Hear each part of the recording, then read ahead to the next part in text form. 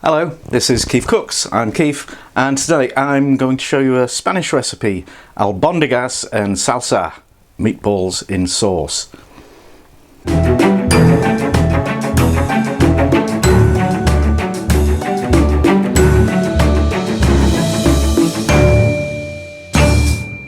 Now, it's a funny thing about Spanish cooking, they tend to avoid things in sauce because they think something's being hidden. I think that's a real shame, because a slab of grilled meat and some soggy chips on a plate isn't a very exciting meal. However, albondigas is one of those rare exceptions that does actually come with a sauce.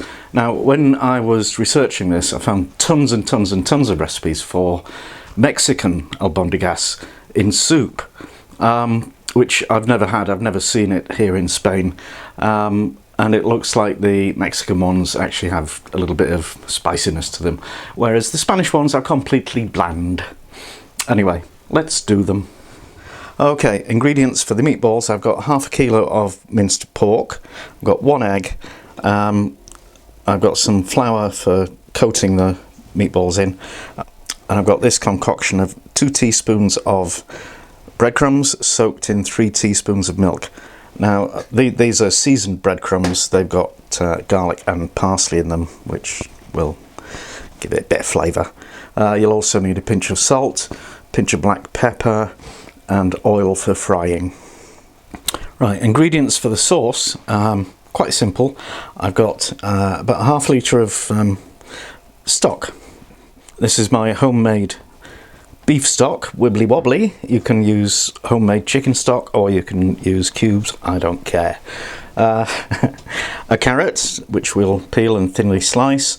A medium onion, which we'll peel and cut into small bits. And some flour to thicken the sauce.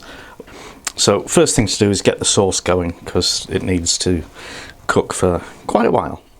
So here's our carrots and onions chopped up, and this is a pan with vegetable oil on medium heat, and we're just going to let these sweat for about 15 minutes. We don't want them to brown at all, we want them softening and glistening.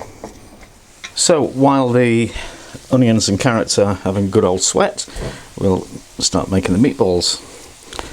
Just break up the mince into a bowl, and we'll stir in the breadcrumb mix.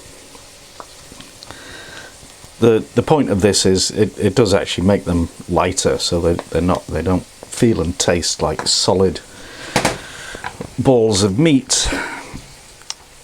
And that little spatula thing ain't going to do it. I'm going to use my hands.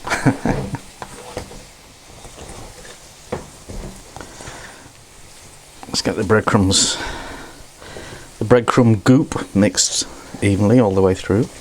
Here's a tip, which I wish I'd followed earlier. If you wet your hands, makes it easier. The mixture is less inclined to stick to them. So now we'll add ½ teaspoon of ground black pepper and ½ teaspoon of salt, and work that into the mix. Okay, now we'll make a hole in the middle, and we'll break the egg into that, and this is going to be fun. And mix it and blend it into the mixture. Okay, I think we'll put this back in the bowl to do this. Okay, this is pretty much the way it should be. So now we'll start making little meatballs. Actually, we won't. We'll just leave that for a minute, because now we need to get the stock into the sauce. Alrighty, onions nice and soft and carrots getting there. So now we'll swap pans and put that on the heat, and actually turn it up to maximum, and I'll add this fantastic stock, and then I'll add the onions and the carrots. And hang on to this pan, don't wash it, because it'll be good for frying the meatballs in. And we'll just let that come to the boil and simmer for about half an hour really. Ready to make meatballs. I've got a pile of flour here for coating them in. I've got 2 wet hands here, which really makes a big difference when you're doing this. So grab a bit about the size of a golf ball and roll it in your wet hands, and then roll it in the flour. There you go. Keep on doing that till you've used up all of the meat. So I got 3, 6, 9, 10 and a half. And now we're going to sort out the sauce and cook the meatballs. So the sauce is bubbling away, and now we need to thicken it up. So we just sift flour in and give it a good old stir till it's dissolved. And we'll also have a little taste. That's nice. Right, now I'll put that on the other ring on medium heat, and big glug of oil in the frying pan, and turn up the heat because now we're going to brown the albondigas. Okay, time to get the albondigas going, and we'll just brown them in this hot oil in batches, because you don't want to crowd the pan.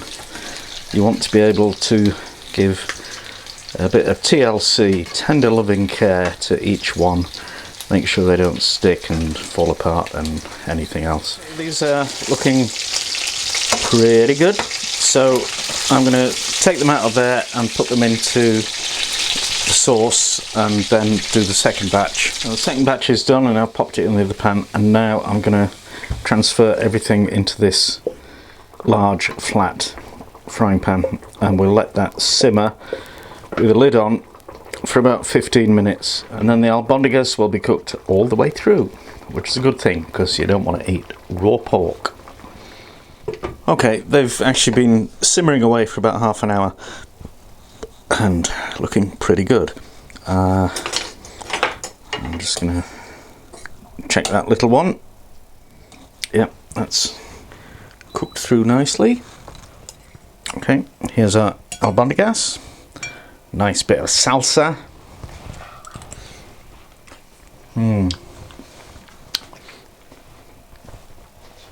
I might have been a bit disparaging about this earlier, but it is actually fantastic and worth doing.